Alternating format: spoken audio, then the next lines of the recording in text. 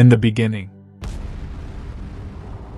before time and space existed, the only being in this universe was God. From his eternal and boundless essence, God willingly created the heavens and the earth. At the same time, he created the celestial beings known as angels. These beings inhabited in heavens. Among the angelic hierarchy were the most renowned Gabriel and Michael. But there was yet another entity who stood out due to his beauty and splendid wisdom, known as Lucifer. He was the most important and perfect creature God ever created. He was known as the morning star and lightbringer. Although he had so many qualities, or perhaps due to these qualities, Lucifer was taken by pride. This is the vice that leads to arrogance and selfishness. Pride was one of the 7 deadly sins. The proud Lucifer considered himself to be so perfect that he decided to create his own throne, placed even above God. This desire festered within Lucifer's heart, consuming him with an insatiable hunger for power and glory. He began to question the authority of God, whispering doubts into the ears of his fellow angels. With sweet honeyed words and a silver tongue, he seduced a third of the heavenly angels, persuading them to join him in his rebellion against the Almighty. With these angels, Lucifer declared a war against God and his angels. But God, in his infinite wisdom, foresaw the treachery of Lucifer and his followers. He sent forth his archangels. Together they would unleash a battle for heaven. But Lucifer encountered an outstanding opponent, Archangel Michael, who commanded the heavenly militia of God-loving angels. To defeat the Lord's angels, Lucifer turned himself into a mighty dragon and dueled against Michael, who wielded a flaming sword. Notwithstanding all his might, the dragon could not defeat Michael, since he had God by his side. Lucifer and his evil angels lost the battle and were banished from heaven.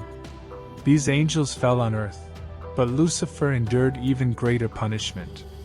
He, once the most beautiful angel, was transformed into the heinous Satan. But although defeated, Satan still wanted to avenge himself against his creator, and so decided to attack his greatest creation, humanity itself.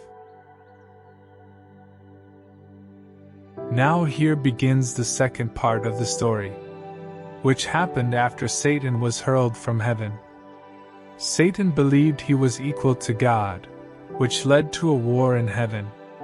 As a result, God threw Satan and his followers into a fiery pit below. The fallen angels woke up in a lake of fire in Tartarus, also known as Hell. They were bound by unbreakable chains. When Satan woke up, he described his surroundings as a terrible dungeon, with flames that gave no light, only visible darkness.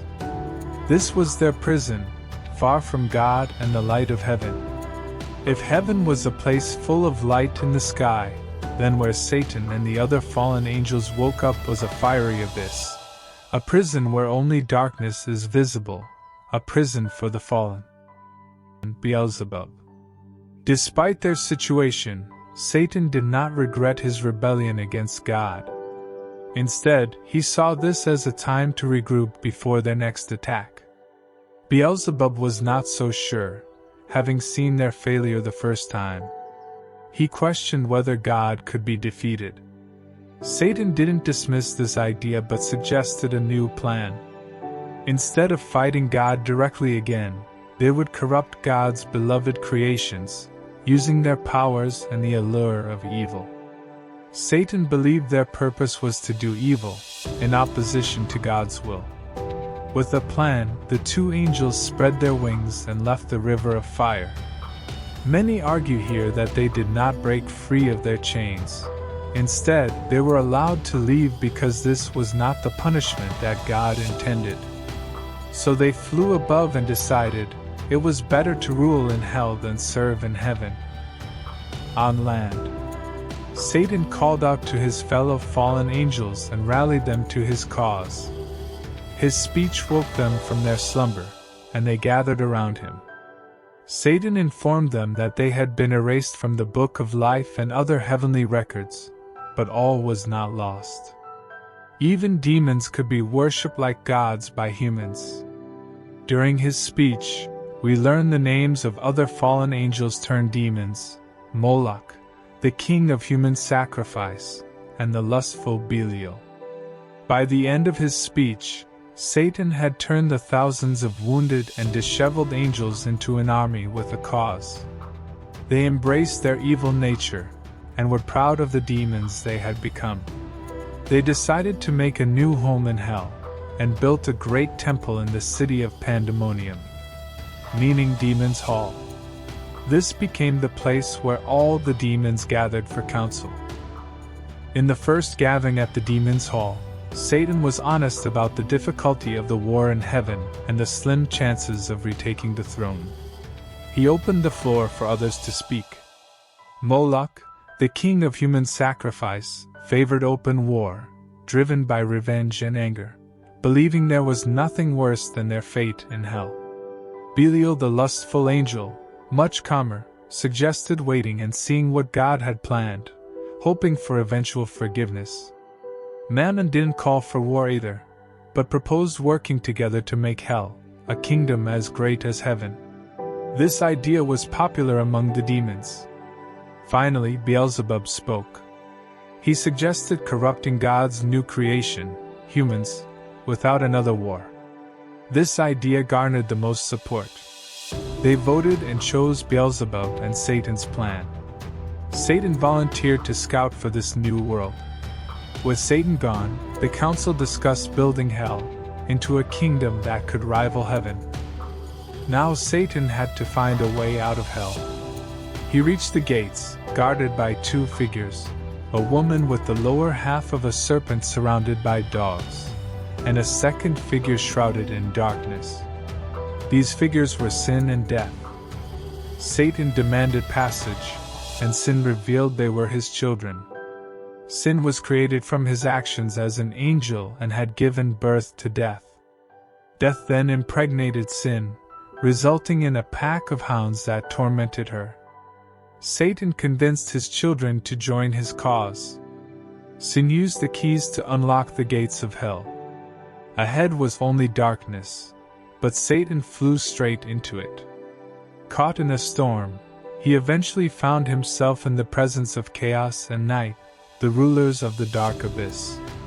He explained his plan and asked for their help to find the new world. By corrupting it, chaos could reign freely. Chaos pointed to the new world, which Satan assumed was Earth. Sin and death followed slowly, creating a bridge from hell to this new world, allowing demons to travel easily between the two. In heaven, God watched everything that was happening. He saw Satan traveling to earth, and knew this would lead to the fall of man. However, God valued the free will that he gave to man, even though it would lead to their downfall. It was this free will to love that made man different from angels and God's other creations. After flying a long way, Satan finds earth and lands near a big gate with stairs leading to heaven. He sees God's beautiful creation and feels very jealous. Drawn to the sun, he meets Archangel Uriel. Satan disguises himself as a cherub, a small angel, and lies to Uriel, saying he came from heaven to learn about this new world. Uriel, happy to see a fellow angel, shows him paradise where Adam and Eve live. Satan thanks him and flies away with the information he needs. Now Satan lands on mountain it hates, thinking about his task. Seeing Eden's beauty reminds him of his innocent days in heaven, causing an internal struggle within his heart. Unknown to him, Uriel is watching and notices Satan's changing expressions, something unusual for a cherub. Suspecting deception, Uriel goes to heaven to inform Archangel Gabriel about the potential threat to Eden. Together, they vow to find the impostor by morning. By now, Satan has resolved his doubts and decides to enter Eden. He transforms into a bird and perches on the tree of knowledge, watching the animals below. He focuses on two upright beings, Adam and Eve, and remembers his mission. He overhears Adam telling Eve to obey God and not eat the forbidden fruit from the tree of knowledge. At night, Gabriel and the angels search the garden and find Satan disguised as a toad. They bring him before Gabriel, who sees through the disguise and demands to know his purpose in Eden. Satan lies, saying he means no harm, but Gabriel isn't convinced. He threatens to send Satan back to hell if he doesn't confess.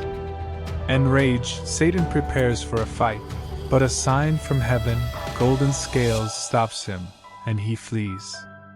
In the morning, Eve tells Adam about a dream where an angel ate fruit from the tree of knowledge and encouraged her to do the same, promising she'd become a goddess. Adam reassures her it was just a dream and not a sign of the future. God, aware of Satan's plan, sends Archangel Raphael to Eden to explain why the fruit is forbidden. Raphael tells Adam to pass this knowledge to Eve. Adam questions why any creature would disobey God, so Raphael tells him about Satan's rebellion, his fall from grace, and how forgiveness is always possible. Raphael continues in Book 6, detailing the war in heaven and warning Adam and Eve about Satan's plan to lead them into sin. He advises them to be cautious and brave. In Books 7 and 8, Raphael explains the creation of the world after Satan's fall and that if mankind remains obedient, earth and heaven will one day unite. In Book 9, Satan returns to Eden disguised as a serpent. Adam and Eve decide to work separately, and Satan finds Eve alone, making his plan easier. The serpent flatters Eve and convinces her that the forbidden fruit gave him his abilities. Despite knowing it's forbidden, Eve is tempted and eats the fruit, feeling invigorated but soon filled with regret. She finds Adam, explains what happened, and he eats the fruit to share her fate. They feel immediate guilt and shame, covering themselves with leaves. The angels report to God, who already knows what happened. He absolves them of guilt and sends his Son to punish the sinners. The Son asks Adam and Eve if they ate the fruit. Adam admits he did, and Eve explains she was tricked by the serpent. The Son curses the serpent to crawl on its belly forever. Adam's descendants will toil for food, and Eve's will give birth in pain and submit to their husbands. However, Eve's seed will one day take vengeance on the serpent. After being cursed, Satan flees and returns to hell, where death and sin have finished a bridge connecting hell to earth. They congratulate him, promising to corrupt humanity. Back in hell, Satan finds the demons have been turned into snakes as punishment. Hell is now full of trees with fruit that turns to ash when eaten. God tells his angels that sin and death will remain on earth until Judgment Day. The earth will no longer be a paradise, with humans enduring extreme weather and animals turning against each other. In Book 10, Archangel Michael expels Adam and Eve from Eden, promising that if they live honest and moral lives, they will reunite with God in heaven. God decides that his Son will advocate for humanity and pay for their sins. Before expelling them, Michael shows Adam the future of humanity, including events before the Great Flood. Adam is relieved to know that despite sin, there will always be redemption. Adam and Eve are escorted from paradise, knowing that while they lost Eden, hope still remains. Nowadays, at the time, Lucifer was considered the most wise angel of all. We have seen how the serpent convinced Eve to eat the forbidden fruit of the tree of knowledge, saying that she and her husband would be equal to the Creator. Thousands of years have passed, and the strategy of stirring up people's pride remains the same. I'll give you a simple but very clear example of this. Why do most people want to have thousands, millions of followers on their social networks? Because people promote themselves so much, often exposing their bodies, their intimacies, and even their pain and struggles to be exalted, admired, adored, and even worshipped. But these people, influenced by pride, pray out of their mouths because their hearts desire exactly the opposite. And if this seems so obvious to realize, why do people continue in this area? It's because of ego, brothers and sisters. Our sinful nature causes us to have an inflated view of ourselves, to think that we are special, superior, and therefore deserve to be treated differently. But this is a big lie, and the Bible itself proves it in Isaiah. God calls the people of Israel Jacob's little worm. What God wanted to show was that no matter how much Israel was the chosen nation, they could never equal it.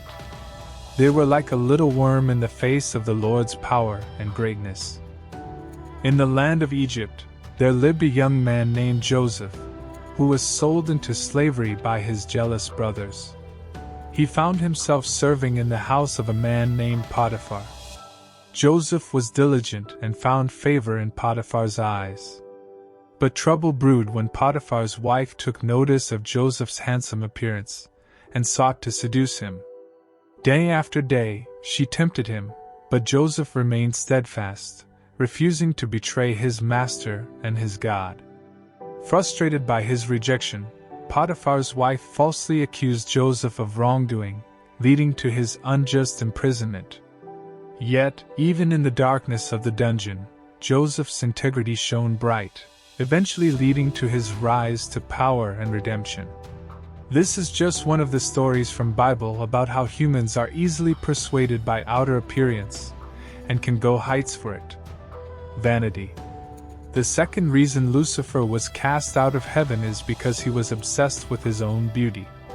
God created him as the most beautiful of all beings. He was the most glorious. But the problem was that this beauty went to Lucifer's head. He wanted the other angels to admire his image and say, "What a glorious creature! How perfect you are!" And this attachment to the image is another trap.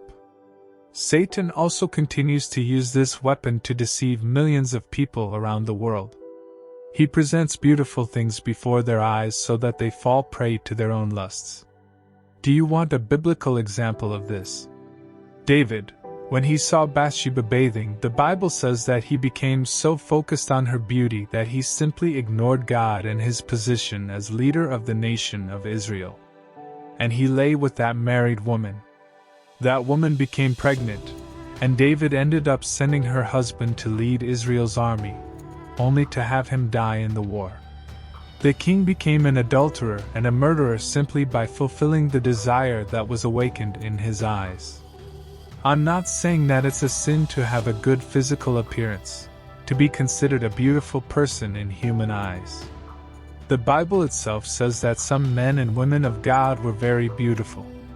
What I am saying is that if you look better than many people, be very careful because that's exactly what the world is looking for.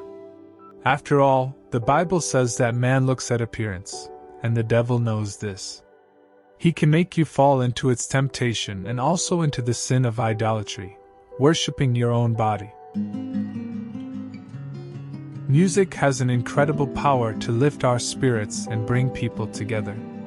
But it can also convey messages that contradict Christian principles. That being said, many popular songs today glorify promiscuity, drug use, and violence, subtly encouraging listeners to embrace these behaviors. Songs that promote infidelity, materialism, and revenge can erode our moral foundations. Do you know the primary weapon of Satan to influence humanity? It is through music we listen. Shocking, but I'm not the one saying it. The Apostle John recorded a vision he had of this moment. Look at what it says. There was a war in heaven. Michael and his angels fought against the dragon, and his angels fought back. But they were not strong enough, and so they lost their place in heaven. The great dragon was cast out. Lucifer didn't manage to realize his plan of rising above God. But he did manage to gather a great heavenly army to fight against Michael and his archangels. There's even a verse in Revelation that says that a third of the angels, who in the biblical passage are called stars, chose to side with Satan in this battle and ended up falling along with him. The question that remains is how he managed to be so influential in heaven as to make God's creatures turn against him. As we have seen, Lucifer was an enlightened being. In Ezekiel, the word says that he had been chosen and anointed. But I believe there is more to it. The Bible also says that the trumpets and drums and flutes were a part of Lucifer, and as he walked, a melody played. This means that he could have used music for persuasion of angels. He did use music to conquer and lead the angels in their rebellion. Although the Bible doesn't give us any answers, it is a fact that Satan uses music to influence people on earth today. But the enemy is much more present in the musical universe than we realize. After all, if he was responsible for music in heaven, why wouldn't he be here on earth too? While all love listening to the music, right? But what if when we listen to this music, we are being whispered in ears by the devil himself to abandon from God? Of course, I know that not all the music is bad, but really is it so? Ask yourself what the new generation of rappers are influencing the Gen Z to do. Run behind material possession, they even promote the drugs, satanic prayers and much more. The question is, could it be that these rappers are being raised at height by Satan to possess your mind from inside? Some music artists openly use satanic symbols and rituals in their performances. For example, the Rolling Stones' Sympathy for the Devil and the metal band Slayer, known for their themes of death and anti-Christianity, show how music can sometimes serve as a conduit for darker messages. The music industry has exploded in recent years, attracting more and more listeners with its diverse rhythms and catchy tunes. However, this growth comes with a dark side, the spread of messages that clash with Christian values. This essay explores how some music promotes lifestyles and behaviors that go against our faith, how these influences even touch gospel music, and why it's important to stay discerning in today's world.